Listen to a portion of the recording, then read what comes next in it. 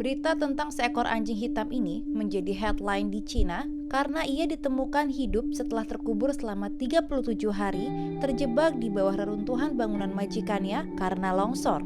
Dilaporkan dari Xinhua dan dipublikasikan melalui channel YouTube New China TV, warga di desa Changbaotian, Provinsi Guizhou harus dievakuasi sebelum akhirnya sebagian besar rumah mereka tertimbun tanah longsor. Hanya sebanyak 130 rumah yang masih berdiri. Warga tidak diizinkan kembali ke daerah tersebut untuk mengambil harta benda mereka hingga desa mereka dianggap aman oleh pihak berwenang.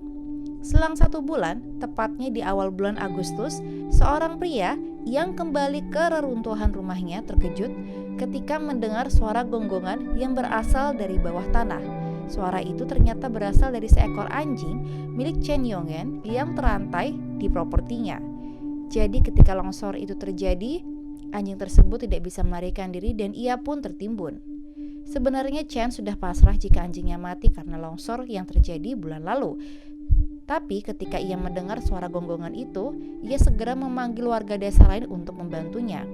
Selama 10 jam, 12 orang warga menggali jalan keluar untuk melepaskan anjing malang yang telah tertimbun selama lebih dari 30 hari itu. Dan ketika para warga berhasil menemukannya, anjing hitam itu tampak sangat gembira karena bisa melihat wajah manusia lagi. Warga segera memberinya makan dan minum sebelum akhirnya berjuang lagi untuk mengeluarkannya dengan aman dari reruntuhan. Masih belum jelas bagaimana anjing itu bisa bertahan selama total 37 hari sendirian di bawah rumah pemiliknya yang hancur. Namun kisahnya ini dianggap sebagai keajaiban. Diketahui dari China News, ketika ditemukan, anjing itu hanya berbobot 5 kg. Padahal awalnya ia memiliki berat badan sekitar 30 kg.